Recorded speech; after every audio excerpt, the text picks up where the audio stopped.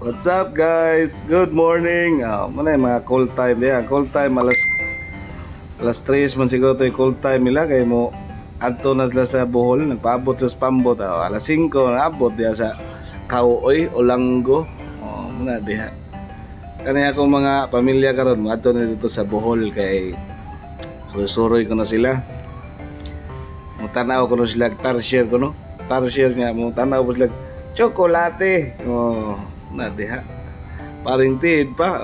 Hunas ba ng kuan, hunas ba ng dagat mo na nga ang Pambot ka atraka dito ra sila sa dapit sa kuan.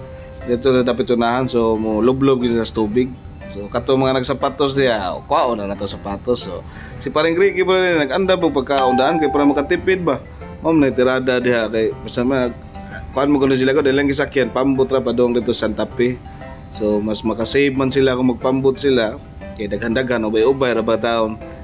Yeah, thank you kayo sa sponsor po dani kay ang sponsor nito sa Guwa. Muna diha. Salamat po siya mo yung regalo niya sa iyang mother kay birthday man inangat ang birthday sa akong mama. Yung tirada diha. So ilang gilipay ito na among inahan nga i-treat nila. Daghan po ng uyog siguro mga 30 kape na sila nga to.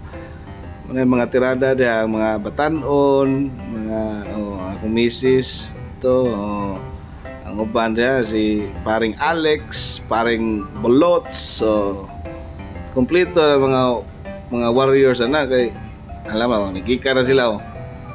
So kaning kuan na gisinda na sa kog video ni sa kong agaon nga si paring Ted kay para ma-document ba nga makakita po ng ubang mga igsoon po tuwas gawas kay daghan na sila kaon dia siya ay palupig tapa dia.